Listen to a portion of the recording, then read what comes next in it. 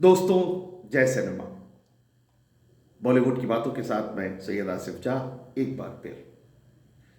खबर गर्म है कि बॉलीवुड की हिंदी फीचर फिल्म धुरंधर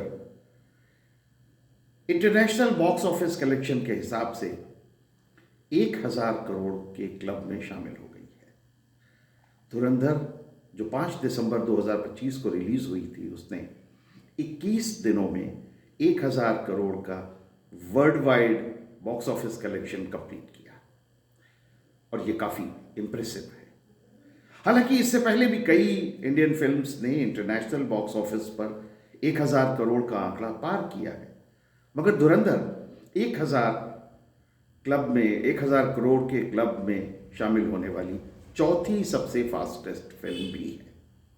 इसके पहले पुष्पा 2 ने सिर्फ 6 दिनों में 1,000 करोड़ का कलेक्शन किया, जबकि कल्कि 2898 ईस्वी ने 12 दिनों में और दंगल ने 17 दिनों में 1,000 करोड़ का ये जादुई आंकड़ा पार किया था। दंगल जो 2016 में रिलीज हुई, उसने चीन में जबरदस्त सफलता के दम पर लगभग 2,070 करोड़ रुपए का टोटल बिजनेस किया।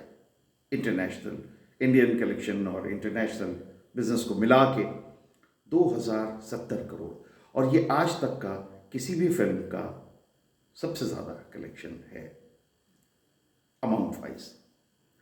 इसके बाद आती है बाहुबली 2, जिसने द कंक्लूजन, जिसने 2017 में ये रिलीज हुई और इसने 1788 करोड़ 1788 करोड़ रुपए का बिजनेस किया इंटरनेशनल बॉक्स ऑफिस पर।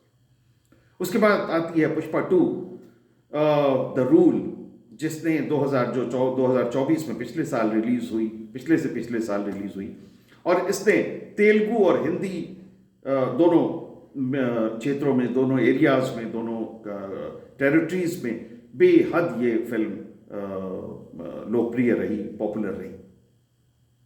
इस पुष्पा 2 के अगर इंटरनेशनल कलेक्शन की बात करें तो इसने 1742 यानी 1,742 करोड़ रुपए का टोटल बिजनेस किया।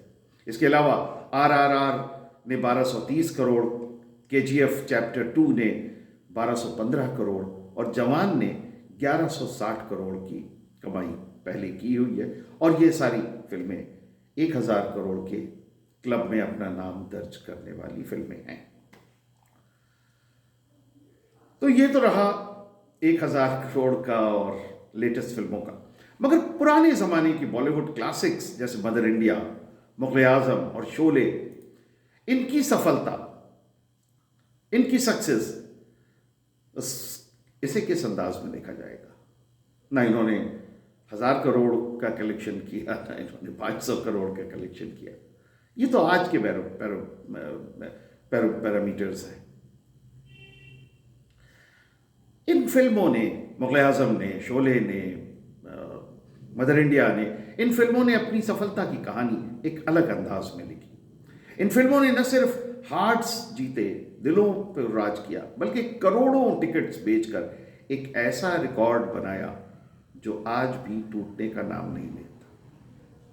आज धुरंधर, दंगल, जवान और KGF जैसे मॉडर्न ब्लॉकबस्टर्स जहां 140 करोड़ की इंडियन पॉपुलेशन में लाखों व्यूवर्स ये थिएटर्स तक लेके आते हैं, वहीं अगर हम 1950s, 60s और 70s की बात करें तो पॉपुलेशन टोटल हुआ करती थी देश की 40 से 60 करोड़ रुपए।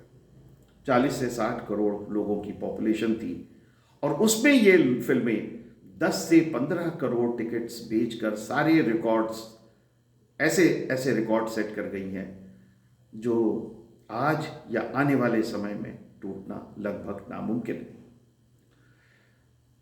ये नॉस्टैल्जिक लगेगा, मगर ये ट्रुथफुल है, और इसीलिए हमने ये वीडियो इंडियन सिनेमा के उस गोल्डन एरा की कहानी पर बेस करके बनाया है जहां अफोर्डेबिलिटी और रिपीट व्यूइंग ने सिनेमा को entertainment for the full family बना दिया था।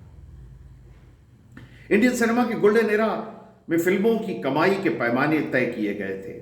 फिल्मों की सफलता उनके सिनेमा हॉल रन के हिसाब से मापी जाती थी, जैसे silver jubilee, golden jubilee, diamond jubilee, platinum jubilee आदि आदि। फिर समय बदला और सफलता की जुबली की जगह बॉक्स ऑफिस कलेक्शन के हिसाब से तय किया जाने लगा। 100 करोड़ का कलेक्शन किसी फिल्म के हिट होने का पैमाना बन गया, नया पैमाना बन गया। फिर एक नई फिल्म के पहले अगर हम बात करें तो पहले ज़माने में, पहले वक्तों में एक नई फिल्म मैक्सिमम 100 थिएटर्स में रिलीज होती थी और बहुत दिनों तक चलती रहती थी, क्योंकि और फिर उसकी गोल्डन जुबली और सिल्वर जुबली होती रहती थी। कम थिएटर्स में रिलीज की एक सबसे बड़ी वजह थी फिल्मों के प्रिंट। एक प्रिंट पर मैं अगर जब मैंने किया उस वक्त की अगर मैं बात करूं 1991 92, तो उस वक्त एक फिल्म के एक प्रिंट पर लगभग 60,000 रुपए का खर्चा आता था। यानी अगर आप 10 प्रिंट बनवा रहे हैं 10 थिएटर में रिलीज करने के लिए, तो ये 60,000 मतलब 6 लाख, और अगर आप 100 बनवा रहे हैं तो 60 लाख, और अगर आप 200 बनवा रहे हैं तो 1 करोड़ 20 लाख। जब फिल्में ही बना करती थी 1 करोड़ 1.5 करोड़ में, तो उस वक्त प्रिंट की ये कॉस्ट, फिर उसके बाद पब्लिसिटी, तो ये सबसे बड़ी वजह थी कि क्योंकि फिल्में फिल्म पर ही होती थी, नेगेटिव और पॉजिटिव पे होती थी, इसलिए कम रिलीज होती थी। किसी बड़े सेक्टर में 1 या 2 बहुत से बहुत सिनेमा हॉल होते थे।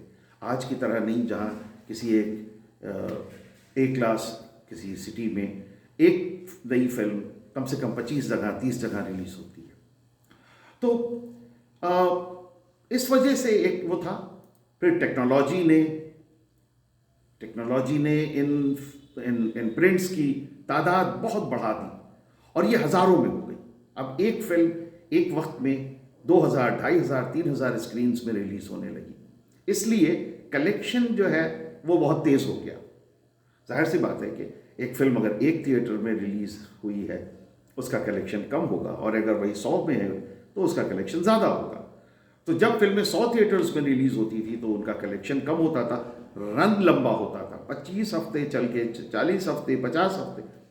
अब उसका उल्टा हो गया, नंबर ऑफ थिएटर्स बहुत ज़्यादा हो गए और बिजनेस बहुत जल्दी, रिकवरी बहुत जल्दी होने लगी।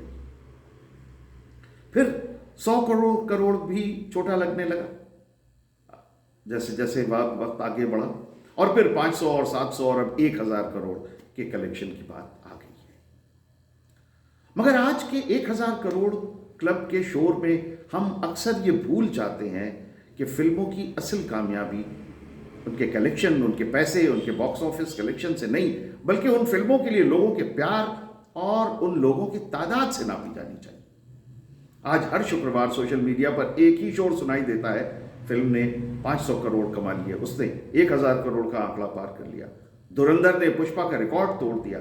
लेकिन क्या आपने कभी ठंडे दिमाग से ये सोचा है कि इन चमकते हुए आंकड़ों के पीछे की सच्चाई क्या है? क्या 140 करोड़ की आबादी वाले आज के भारत में 1000 करोड़ कमाना उतना ही बड़ा अचीवमेंट है जितना 40 करोड़ की आबादी वाले भारत में लाखों लोगों को, करोड़ों लोगों को थिएटर तक खींच लाना?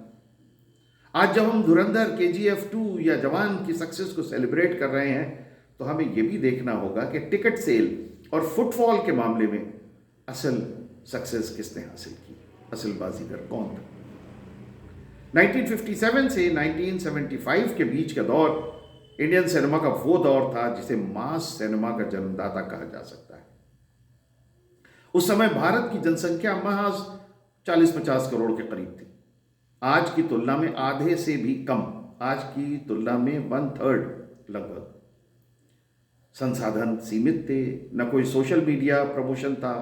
फिर भी उस दौर में फिल्मों ने जो इतिहास रचा वो आज के फिल्म मेकर्स के लिए एक सपना है। जरा इन आंकड़ों पर नजर डालिए तो आपको पता चलेगा, और ये आंकड़े आपको हैरान कर देंगे। मदर इंडिया जो 1957 में रिलीज हुई, उसने करीब 10 करोड़ टिकट बेचे, और मुगल आजम जो 1960 में रिलीज हुई, उसने 12 करोड़ से ज्यादा टिकटों की बिक्री की। शोले जो 1975 में रिलीज हुई, उसने 15 से 25 करोड़ टिकट वर्ल्ड वाइड बेचे। सोचिए कि 60 करोड़ की आबादी में अगर 15 करोड़ लोग फिल्म को देख रहे हैं तो इसका मतलब है कि देश का हर चौथा आदमी थिएटर जा रहा था। इसे कहते हैं असल सक्सेस। आज हम घर बैठे बुक माई शो पर अपनी पसंद की सीट बुक कर लेते हैं, लेकिन उस दौर में सिनेमा देखना एक मिशन की तरह होता था।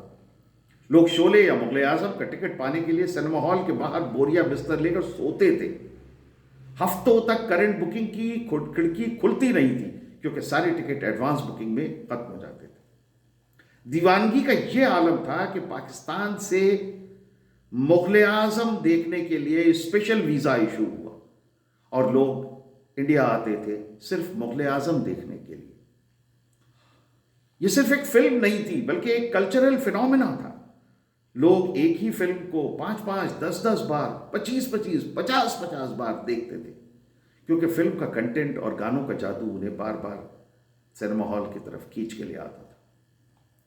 आज स्थिति बिल्कुल, आज पोजीशन इसकी बिल्कुल अलग है।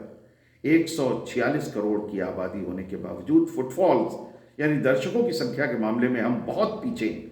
शायद इसका सबसे बड़ा वजह है अफोर्डेबिलिटी एंड एक्सपीरियंस। आज एक आम आदमी सिनेमा हॉल का नाम सुनकर वैसे ही घबरा जाता है जैसे अस्पताल का नाम सुनकर, क्योंकि डर फिल्म खराब होने का नहीं बल्कि जेब कटने का होता है। 300 रुपए का एक समोसा, 490 रुपए की एक कोल्ड ड्रिंक और हजारों में जाने वाला फैमिली कॉम्बो। मिडिल क्लास आदमी तो सोचता है कि इतने पैसे में तो पूरे महीने का राशन आ जाएगा या फिर ओटीटी का सब्सक्रिप्शन मिल जाएगा। आज सिनेमा हॉल सिर्फ लग्जरी बन गया है, जबकि पुराने ज़माने में ये कॉमन मैन की लाइफलाइन थी। उस वक्त कुछ आने में टिकट मिल जाता था जिसे हर क्लास का आदमी अपनी फैमिली के साथ खुशी खुशी थिएटर में जाके देख लेता। टेक्निकल भाषा में कहें तो आज की फिल्में हाई टिकट प्राइस की वजह से 1000 करोड़ छू रही हैं, ना कि दर्शकों की वजह से। अगर शोले या मदर इंडिया के टिकटों की संख्या को आज के इन्फ्लेशन और टिकट रेट से गुणा किया जाए तो वो फिल्में आज के हिसाब से शायद 20,000 करोड़ से भी ज्यादा का बिजनेस करती। धुरंधर या जवान जैसी फिल्में बेहतरीन हैं, वो मास अपील रखती हैं, लेकिन क्या वो लोगों के दिलों में वो जगह बना पा रही हैं जो गब्बर सिंह या अनारकली ने बनाई थी? आज की फिल्मों की लाइफ बस कुछ हफ्तों की होती है, जबकि पुराने दौर की फिल्में बरसों बरस थिएटर्स में चलती थीं और सारी जिंदगी लोगों के दिलो दिमाग में छाई रहती थी। आज की फिल्म इंडस्ट्री को अपने उन क्लासिक रिकॉर्ड से सीखना चाहिए। कंटेंट इज किंग, ये बात तो सच है, लेकिन अफोर्डेबिलिटी इज क्वीन। अगर हमें फिर से करोड़ों लोगों को एक साथ एक ही छत के नीचे लाना है तो हमें सिनेमा को फिर से आम आदमी तक पहुंचाना होगा, आम आदमी की पहुंच में लाना होगा। री रिलीज का ट्रेंड इस बात का सबूत है कि जब पुरानी फिल्में दोबारा थिएटर्स में आती हैं तो आज की पीढ़ी भी उन्हें देखने के लिए दौड़ती है। यह दिखाता है कि सिनेमा सिर्फ बिजनेस नहीं, एक शेयर्ड जॉय भी है। रिकॉर्ड्स बनते ही हैं टूटने के लिए, लेकिन असल रिकॉर्ड्स वो हैं जो जनता के दिलों में दर्ज हो।